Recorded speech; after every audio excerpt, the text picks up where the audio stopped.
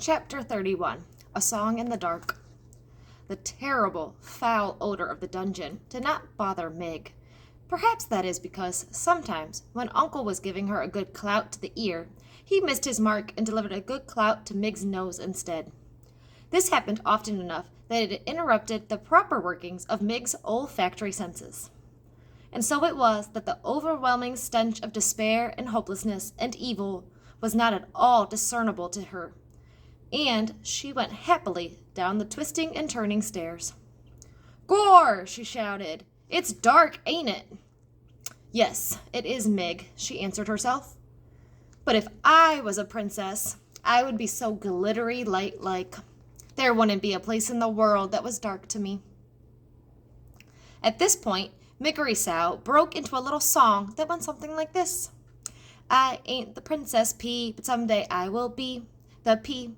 Ha he, someday I will be." Mig, as you can imagine, wasn't much of a singer, more of a bellower really, but in her little song there was, to the rightly tuned ear, a certain kind of music.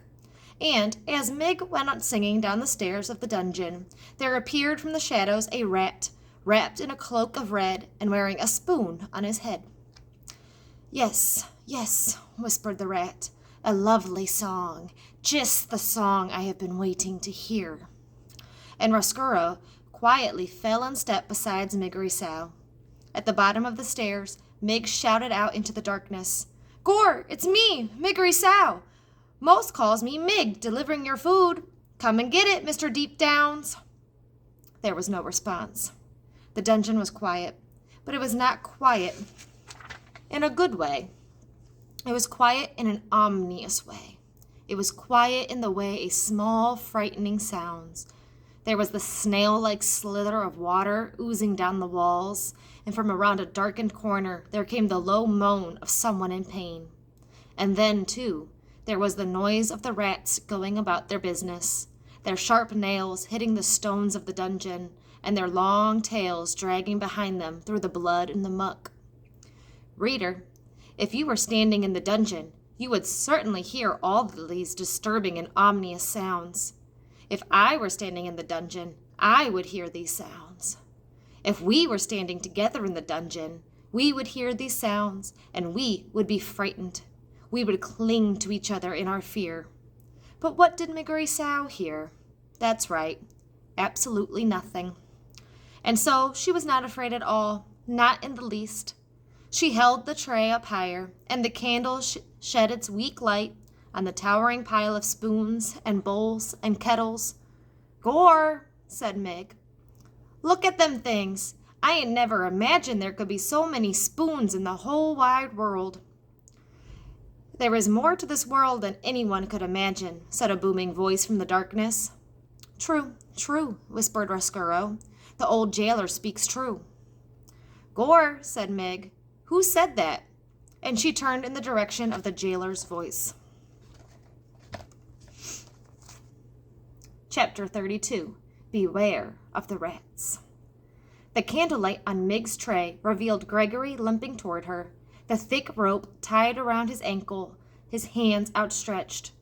"You, Gregory presumes, have brought food for the jailer." "Gore," said Mig. She took a step backwards. "Give it here," said Gregory, and he took the tray from Mig and sat down on an overturned kettle that had rolled free from the tower. He balanced the tray on his knees and stared at the covered plate. "Gregory assumes that today, again, there is no soup." "Eh?" said Mig. "Soup!" shouted Gregory. "Illegal!" shouted Mig back. "Most foolish," muttered Gregory as he lifted the cover off the plate. "Too foolish to be born. A world without soup." He picked up a drumstick and put the whole of it in his mouth and chewed and swallowed. "Here," said Mig, staring hard at him. "You forgot the bones." "Not forgotten, chewed." "Gore," said Mig, staring at Gregory with respect.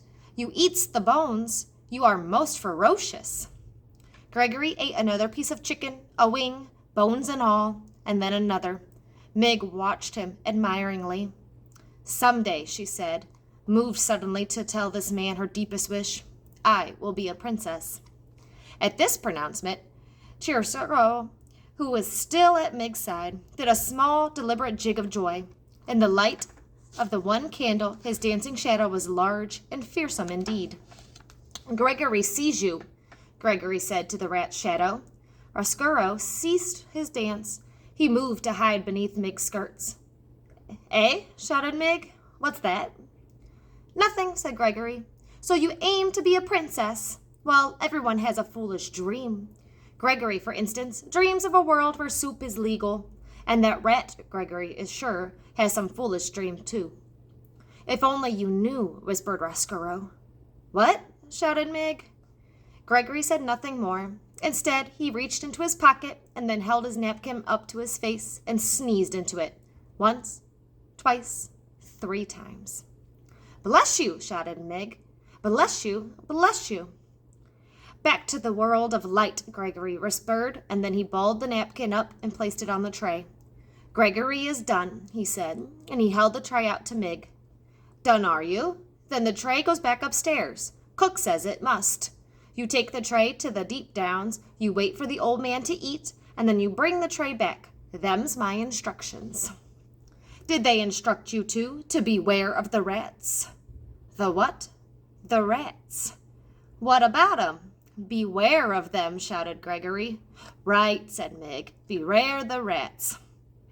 Roscuro, hidden beneath Meg's skirts, rubbed his front paws together. "Warn her all you like, old man," he whispered. "My hour has arrived. The time is now, and your rope must break. No nibbling this time. Rather a serious chew that will break it in 2. Yes, it's all coming clear. Revenge is at hand." Chapter 33. A Rat Who Knows Her Name. Meg had climbed the dungeon stairs and was preparing to open the door to the kitchen when the rat spoke to her. "May I detain you for a moment?" Meg looked to her left and then to her right. "Down here," said Roscuro. Meg looked at the floor. "Gore," she said, "but you're a rat, ain't you? And didn't the old man just warn me of such? Beware the rats, he said."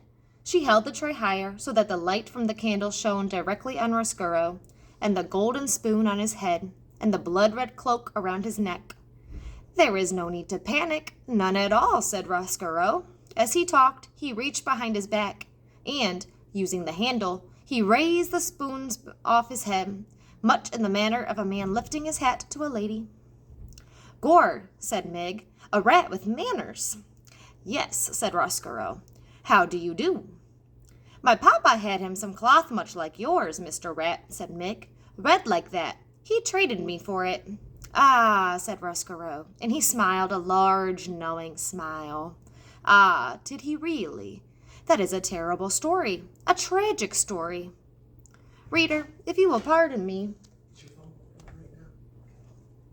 we must pause for a moment to consider a great and unusual thing, a portentous thing. That great, unusual, portentous thing is this. Roscuro's voice was pitched perfectly to make its way through the tortuous path of Meg's broken-down cauliflower ears. That is to say, dear reader, Miggery Sow heard, perfect and true, every single word the rat Roscuro uttered. "A rat who knows my name." "You have known your share of tragedy," said Roscuro to Meg. "Perhaps it is time for you to make the acquaintance of triumph and glory." "Triumph?" said Meg. "Glory?" "Allow me to introduce myself," said Roscuro. "I am Chiaroscuro. Friends call me Roscuro. And your name is Miggery Sow.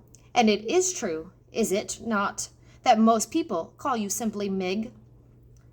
"Ain't that the thing?" shouted Meg. "A rat who knows my name?" "Miss Miggery, my dear, I do not want to appear too forward so early in our acquaintance, but may I inquire, am I right in ascertaining that you have aspirations?" "What do you mean, aspirations?" shouted Meg. "Miss Miggery, there is no need to shout, none at all. As you can hear me, so I can hear you. We, too, are perfectly suited, each to the other." Roscuro smiled again, displaying a mouthful of sharp yellow teeth. "Aspirations, my dear, are those things that would make a serving girl wish to be a princess." Gore, agreed Mig. A princess is exactly what I want to be. There is, my dear, a way to make that happen. I believe that there is a way to make that dream come true. You mean that I could be the Princess P? Yes, your highness, said Roscoe, and he swept the spoon off his head and bowed deeply at the waist. Yes, your most royal Princess P. Gore, said Mig. May I tell you my plan? May I illustrate for you how we can make your dream of becoming a princess a reality? Yes, said Mig, yes. It begins, said Roscoe, with yours truly and the chewing of a rope. Meg held the tray with the one small candle burning bright, and she listened as the rat went on, speaking directly to the wish in her heart. So passionately did Roscoe speak, and so intently did the serving girl listen, that neither noticed as the napkin on the tray moved. Nor did they hear the small mouse-like noises of disbelief and outrage that issued from the napkin as Roscoe went on, unfolding, step by step, his diabolical plan to bring the princess to darkness. End of the third book. Book the fourth. Recalled to the light. Chapter 34. Kill 'em, even if they's already dead. Reader, you did not forget about our small mouse, did you? Back to the light. That was what Gregory whispered to him when he wrapped Despereaux in his napkin and placed him on the tray. And then Mig, after her conversation with Roscoe, carried the tray into the kitchen, and when she saw Cook, she shouted, "It's me, Meggery Sow, back from the deep downs." "Ah, lovely," said the cook. Ain't we all relieved?" Mig put the tray on the counter. "Here, here," said Cook. "Your duties ain't done. You must clear it." "How's that?" shouted Mig.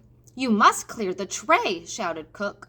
She reached over and took hold of the napkin and gave it a good shake, and Despereaux tumbled out of the napkin and landed right directly, plop, in a measuring cup full of oil. "Ah!" said Cook. "A mouse in my kitchen, in my cooking oil, in my measuring cup. You, Mig, kill him directly." Mig bent her head and looked at the mouse slowly, sinking to the bottom of the glass cup. "Poor little micey," she said, and she stuck her hand into the oil and pulled him out by his tail. Despereaux, gasping and coughing and blinking at the bright light, could have wept with joy at his rescue, but he was not given time to cry. "Kill him!" shouted Cook. "Gore," said Mig. "All right." Holding Despereaux by the tail, she went to get the kitchen knife. But the mouse tail, covered as it was in oil, was slick and difficult to hold on to, and Mig, in reaching for the knife, loosened her grip, and Despereaux fell to the floor. Mig looked down at the little bundle of brown fur. "Gore," she said, "that killed him for sure." "Kill him, even if he's already dead," shouted Cook. "That's my philosophy with mice. If they're alive, kill them. If they're dead, kill them. That way you can be certain of having yourself a dead mouse, which is the only kind of mouse to have." "That's some good philosophy. That is, kill 'em, even if they's already dead." "Hurry, you cauliflower-eared fool!" shouted Cook. "Hurry!" Despereaux lifted his head from the floor. The afternoon sun was shining through the large kitchen window. He had time to think how miraculous the light was, and then it disappeared, and Mig's face loomed into view. She studied him, breathing through her mouth. "Little Missy," she said, "ain't you going to skedaddle?" Despereaux looked for a long moment into Mig's small, concerned eyes, and then there came a blinding flash. "And Gore!" shouted Mig. "Missed him!" The sound of metal moving through air as Mig brought the kitchen knife down, down, down.